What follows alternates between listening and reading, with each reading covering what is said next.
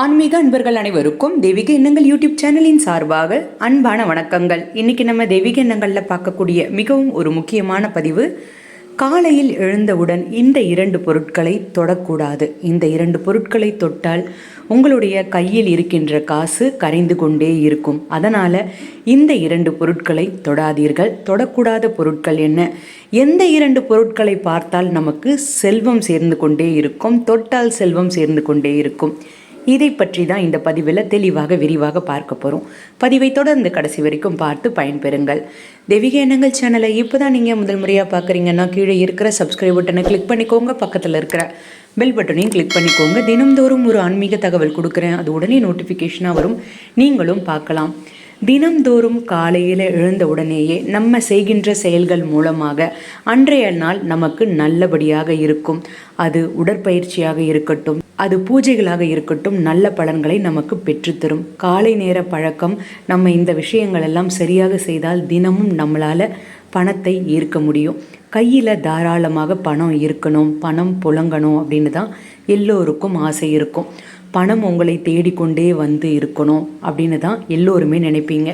காலையில் எழுந்த உடனேயே சில பொருட்களை நம்ம தொடும்பொழுது நமக்கு பணம் வந்து கொண்டே இருக்கும். ஆனால் சில பொருட்களை தொடும்பொழுது நம்மக்கிட்ட இருக்கிற காசு கரைந்து கொண்டே இருக்கும். அதை பற்றி இந்த பதிவின் கடைசியில் சொல்கிறேன். முதலில் 2 பொருட்களை என்ன தொடணும் அப்படின்றத பார்த்துடலாம். அந்த பொருட்களை தொட்டால் உங்கள் கையில் எப்பொழுதுமே காசு இருக்கும், காசு தங்கும். ஒவ்வொரு நாளும் மகிழ்ச்சியாக அதிர்ஷ்டமாக மகாலட்சுமி கடாட்சத்தோடு நமக்கு இருக்கணும் அப்படின்னா காலையில் எழுந்த உடனேயே சில செயல்களை நீங்கள் செய்யுங்க. தெரியாமல் சில செயல்களை செய்தீங்கன்னா எதிர்மறையான விஷயங்கள் தான் நமக்கு அதிகமாக இருக்கும். சில பணம் சம்பந்தப்பட்ட பிரச்சனையும் வந்து கொண்டே இருக்கும், செலவும் வந்து கொண்டே இருக்கும் அன்றைய நாள் முழுவதும். அதனால் பணம் இருப்பதற்கு இதை நீங்கள் செய்யுங்க. அதிர்ஷ்டத்தை ஈர்க்க காலையில் செய்யக்கூடியது என்ன அப்படின்னு பார்த்தீங்கன்னா, காலையில் எழுந்து கண் விழிக்கும் பொழுது முதல்ல நல்ல விஷயங்களை பாருங்கள். அதில் உதாரணமாக உள்ளங்கையை பார்க்கலாம். உள்ளங்கையை கண்களில் வைத்து நீங்கள் ஒத்தி எடுக்கும் பொழுது மகாலட்சுமி வாசம் செய்வாள் உள்ளங்கையில். அதே போல் காலையில் எழுந்ததும் முதல்ல நம்ம தொடும் பொருள் அப்படின்றது பணவரவிற்கு ரொம்ப ரொம்ப முக்கியமானது. தவறான பொருட்களை நம்ம தொட்டால் அன்றைய நாள் முழுவதும் பணம் வருவது தடைப்படும். ஏதாவது ஒரு வழியில் செலவும் அதிகமாக வந்துக்கிட்டே இருக்கும். பணம் வந்துக்கிட்டே இருப்பதற்கு நீங்கள் காலையில் எழுந்த உடனேயே முதலாவதாக தொடக்கூடிய ஒரு பொருள் தண்ணீர் கையில் தொடுங்க. இது பெருக்கத்தை குறிக்கும். அதாவது தண்ணீர் அப்படின்றது விருத்தியை குறிக்கும். இந்த பெருக்கத்தை குறிக்கக்கூடிய தண்ணீரை தொட்டு கைகளை கழுவியோ முகத்தை கழுவியோ நீங்கள் அன்றைய நாளை ஆரம்பிக்கும் பொழுது உங்களுக்கு நல்ல பலன்கள் கிடைக்கும். சிலருக்கு காலையில் எழுந்த உடனேயே வேறு ஏதாவது வேலையை செய்யணும் அப்படின்னு தான் ஆசை இருக்கும். குறிப்பாக பார்த்திங்கன்னா பெண்கள் காலையில் எழுந்த உடனேயே சமையல் அறைக்கு போவாங்க. அங்கே இருக்கின்ற பழைய பாத்திரங்களை துலக்க ஆரம்பிப்பாங்க, இந்த மாதிரி வேலை செய்ய ஆரம்பிப்பாங்க. அது செய்யாதீங்க. 2வது பொருள் என்னன்னு பார்த்திங்கன்னா, பணம் சேர்ந்து கொண்டே இருப்பதற்கு தொட வேண்டிய மற்றொரு பொருள் உப்பு. உப்பு எந்த வடிவமாக இருந்தாலும் சரி, கல்லுப்பாக இருந்தாலும் சரி, தூளுப்பாக இருந்தாலும் சரி, இது மகாலட்சுமி வாசம் செய்யக்கூடிய மங்கள பொருட்களில் ஒன்று. அதனால் காலையில் எழுந்த உடனேயே உப்பினை தொட்டு மகாலட்சுமியை நம்முடைய ஏதாவது ஒரு குறை தீரணும்னு பிரார்த்தனை பண்ணிக்கிட்டு தினமும் வேண்டிக்கிட்டிங்கன்னா உங்களுடைய வேண்டுதல்கள் சீக்கிரமாக நிறைவேறும். உப்பு அப்படின்றது பணப்பெருக்கத்திற்கு உண்டான ஒரு பொருளாக பார்க்கலாம். அதனால தான் நமக்கு அனைத்து நல்ல விசேஷங்களில் எல்லாத்துலேயுமே பார்த்திங்கன்னா உப்பு முதல்ல நம்ம வாங்கி வைப்போம். அது உங்களுக்கே தெரியும்.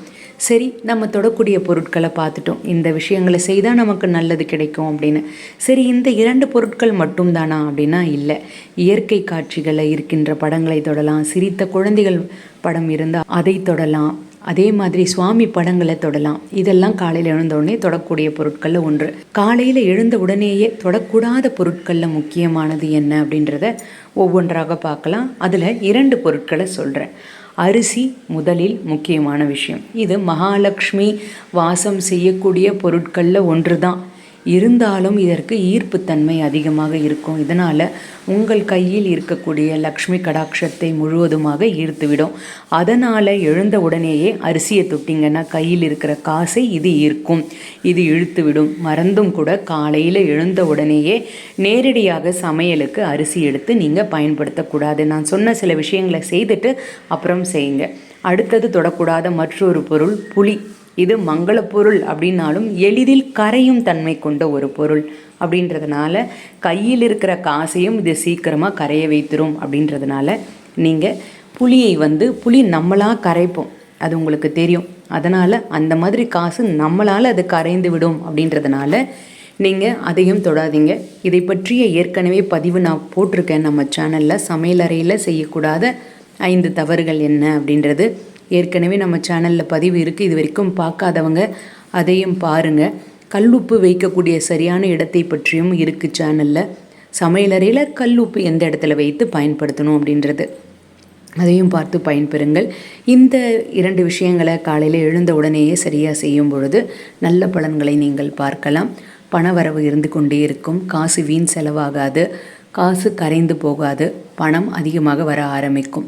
நம்பிக்கை இருக்கிறவங்க முயற்சி செய்து பாருங்கள். இதனுடன் உங்களுடைய உழைப்பையும் முயற்சியும் தொடர்ந்து செய்து கொண்டே இருக்கும் பொழுது இறையருள் உங்களுக்கு துணை நிற்கும். வாழ்க வளமுடன். நம்பிக்கை இருக்கிறவங்க செய்து பாருங்கள். இன்றைக்கி நான் கொடுத்த இந்த தகவல் உங்களுக்கு பயனளிக்கக்கூடியதாக இருக்கும்னு நான் நினைக்கிறேன். இந்த வீடியோ பிடிச்சிருந்தால் லைக் பண்ணிக்கோங்க. உங்களுடைய நண்பர்களுக்கும் உறவினர்களுக்கும் ஷேர் பண்ணுங்கள். அவர்களும் இதன் மூலமாக பயன்பெறட்டும். தெய்வீக எண்ணங்களில் இதே மாதிரி நிறைய ஆன்மீக தகவல்கள்லாம் இருக்குது, தவறாமல் பாருங்கள். இன்னும் நீங்கள் தெய்வீக எண்ணங்கள் சேனலை சப்ஸ்கிரைப் பண்ணாமல் இருக்கீங்கன்னா கீழே சப்ஸ்கிரைப் பட்டன் இருக்குது, சப்ஸ்கிரைப் பண்ணிக்கோங்க. பக்கத்துலேயே பெல் பட்டன் இருக்குது. தினமும் நான் கொடுக்கக்கூடிய ஆன்மீக தகவல் உடனே நோட்டிஃபிகேஷனாக வரும், நீங்களும் பார்க்கலாம். மீண்டும் நாளை ஒரு நல்ல ஆன்மீக தகவலோடு நான் உங்களை சந்திக்கின்றேன். நன்றி, வணக்கம்.